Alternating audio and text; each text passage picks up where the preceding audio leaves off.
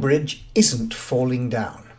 In fact, it's in excellent health, considering it straddled the River Thames for 200 years before being dismantled, shipped halfway around the world and re-erected stone by stone in the middle of a lake in Arizona.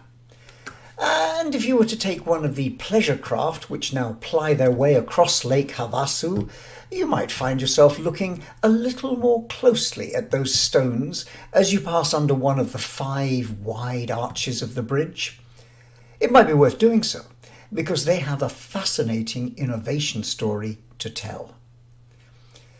The Romans were the first to span the River Thames around the time of Caesar's invasion, but it took another 100 years before a permanent structure, albeit still one made of wood, was put in place, around AD 45. That crossing had a checkered history, versions of it rising, falling, even burning, before in 1209 the first stone bridge was built. It must have been good workmanship, because that one survived for the next 600 years. But eventually it needed replacing, and a competition to design a new bridge was held in 1799, and it was won by the architect John Rennie.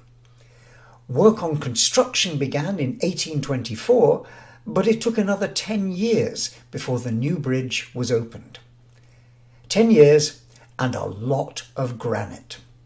10,271 pieces, to be precise, each of them weighing around a ton. And the trouble with granite is that A, it's heavy, and B, it isn't always close to hand. It takes millions of years to form, and where it does may not be in the same location as where you'd like to use it. And for John Rennie, this was a challenge. He needed the granite in London, but it was actually dug up 200 miles away in Devon, high up on Dartmoor. So if he wanted to use it, he'd need to solve some big logistical challenges. Enter the Templar family. 3 generations of entrepreneurs with a shared instinct not only for innovation, but also for moving ideas to effective scale. Grandfather James Templar was born in Exeter in 1722 and worked his way up from being the son of a brazier to become a successful civil engineer with a reputation for dockyard construction. He earned enough money through that to buy a handsome estate in Stover, Devon, where he erected a house made of the local granite, quarried from high up on Hay Tor. He was also far-sighted enough to buy not only the land surrounding his house, but also the hills nearby and their associated quarrying rights. But it wasn't granite that preoccupied his son, also named James. Or rather it was, but not in the form of big, heavy rocks. He was interested in much smaller ones, microscopic fragments to be precise, which, when mixed into a slurry, make clay. And clay, especially of the right quality and consistency, has a useful property. You can shape it into plates, bowls, mugs, cups, saucers, basins, almost anything. And then you can fire it in a kiln to bring out its strength and stability. Finish it in interesting ways, paint it, glaze it, polish it, and you have exactly the kind of household artefacts which the citizens of London and every other growing population centre of the late 18th century wanted in ever-increasing volumes. Innovators like Josiah Wedgwood had begun to build their business empires based on manufacture and export of high-quality ceramics, for which the UK, and particularly the Staffordshire area known as the Potteries, is still world famous. Brands like Royal Worcester, Spode and Wedgwood are wonderful reminders of the elegance and skill which goes into their manufacture. But to make high-quality ceramics, you need high-quality raw materials. Clay is made up of tiny particles of rock washed down hillsides over millions of years, gathering in plains where it can be dug from pits and open-cast mines. China clay is the most abundant, but ball clay is more prized because it's white, pliable, and produces the best ceramics. And ball clay, a great deal of it, was what the Stover mansion and the extensive surrounding estate, all owned by the Templar family, was sitting on. It had been since the Tertiary period, around 30 million years earlier, when the Sticklepath Fault occurred, which split the Devon landscape from Bideford on the north coast to Torbay on the south, and created the subsidence which enabled the accumulation of ball clay deposits. It was a visit by Josiah Wedgwood to the area which gave James, the younger Templar, his business idea. Wedgwood was looking for high-quality clay, and while the China clays in Cornwall, further to the west, were good, they lacked the plasticity and workability of ball clays. Templar realised that Wedgwood and the growing band of industrialists in the potteries represented a ready market for what he could dig up, provided he could ship it to where it was needed. Not the simplest of challenges. Horse and cart were the main transportation method for the early clay pits, but the roads were rough and ready, and the journey to the Midlands prohibitively long, 200 miles and several days.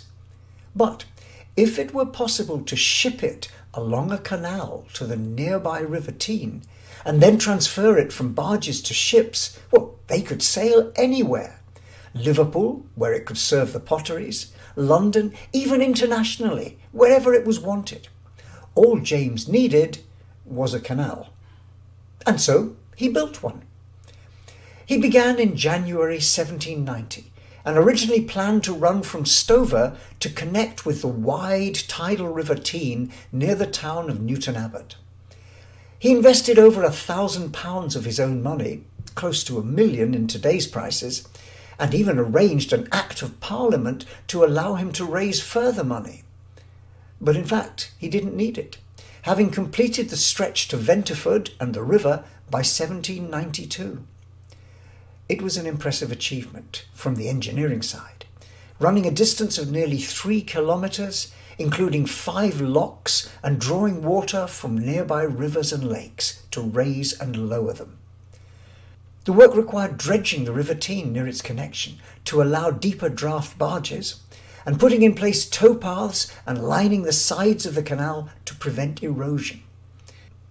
One of the many innovations his team came up with was the construction of a graving dock, a lock which was built with a basin to one side, into which barges could be drawn and worked on as a dry dock. His father, with his long experience of a lifetime building dockyards for the Royal Navy, would probably be looking down from his portrait and feeling rather proud.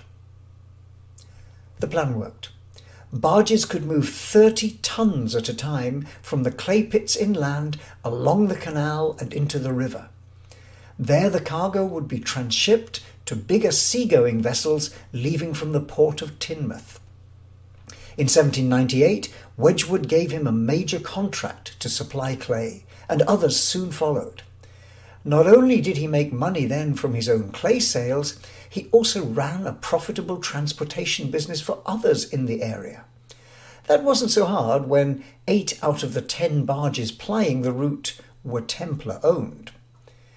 By 1816, trade on the Teign had increased from 400 boatloads of clay per year before the canal was built to 600, and by 1854 to over 1,000 per year.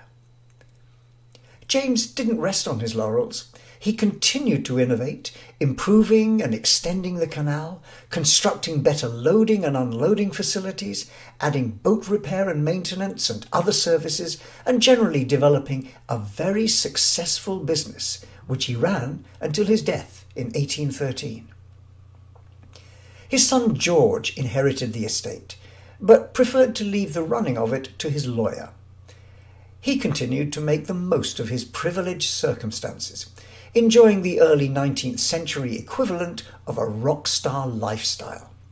His was a world of exciting hobbies like hunting, writing poetry, amateur dramatics, and cricket. He also had a mistress installed in his house with whom he had 6 children.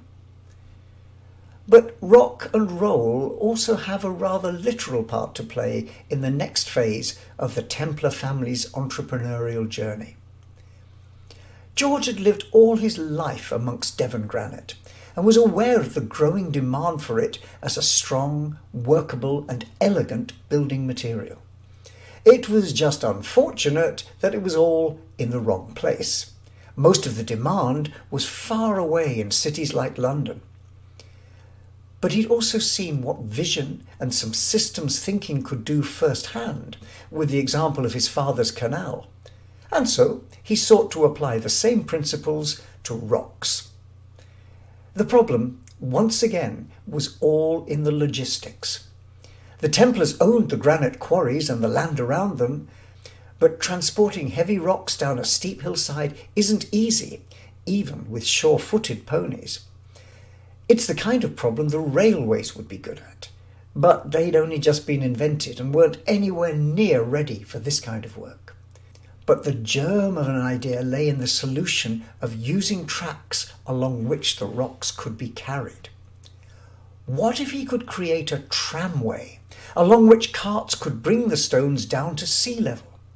Well, then he could use his father's canal to transport them to ports and wherever they were needed.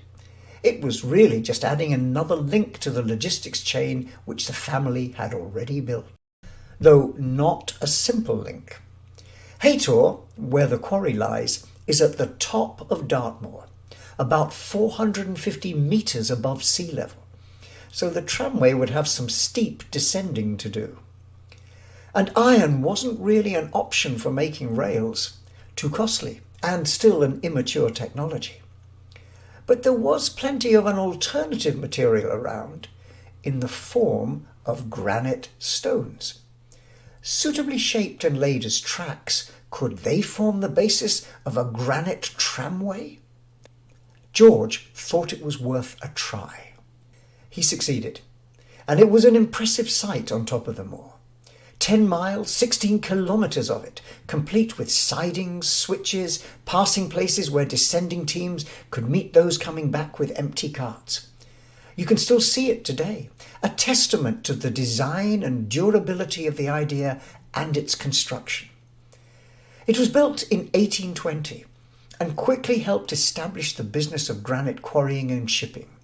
By 1850, the quarries employed over 100 men and its stones were exported right round the world. Wooden carts were drawn in trains of 12, pulled by a team of 18 horses walking in single file. They were hitched to the rear of the train on the downward leg, essentially acting as brakes to slow the descent from the high quarries. On return, thankfully pulling empty wagons, they would be walking in front. But it wasn't just the tramway. George also oversaw extending the canal, building better barges which would take the granite all the way along the River Teign to the port of Teignmouth, where he built a new quay in 1827 to handle the transshipment to seagoing vessels. And this opened up not only the whole UK market, but also opportunities in exports. Which brings us back to London Bridge, and indeed to many other construction projects happening in the capital in the heyday of the 19th century. The British Museum, the General Post Office, Ludgate Circus, all of them built of Haytor granite. The stones themselves are just a symbol of an underlying business model, a system for creating value by getting the stones to the right place, at the right time, and at the right profitable price. What the Templars did for clay and then for granite was create an ecosystem, connecting resources and activities to specific and well understood needs to create value. Not a single bright idea, but a system. And in many ways, the Templars built an early version of a platform business. By laying down that basic logistics infrastructure, the canal and the tramway plus the shipping, they could then add other value-adding services. Freight haulage, clay and granite sales, docks, ship brokerage and repair. And they opened up their platform, Other ship owners, clay and granite dealers, could use it. Nor was theirs a one-way system. Archaeologists have found evidence for coal and flint cobbles being transported inland from the coast for use in local industries. So a key innovation lesson emerges from this. Think about systems, even at the outset. Think big by all means. Vision is essential. But also think in terms of that bigger picture. How the different parts of the business model are going to come together in an architecture which creates value. Smart entrepreneurs find ways to leverage returns not only from their core idea, but from the other elements and players in the system as well. They build platforms. Canals seem to attract such systems thinkers, which kind of goes with the territory. You can't simply dig a trench and fill it with water. You need to think about flows of water in and out and raising and lowering it through lock systems. And you need boats designed to use this kind of network efficiently. Above all, you need a value proposition based on linking markets who need stuff with suppliers who want to ship and sell it. And you need to have the capacity to engineer across all those multiple innovation sites, just like the Templars did.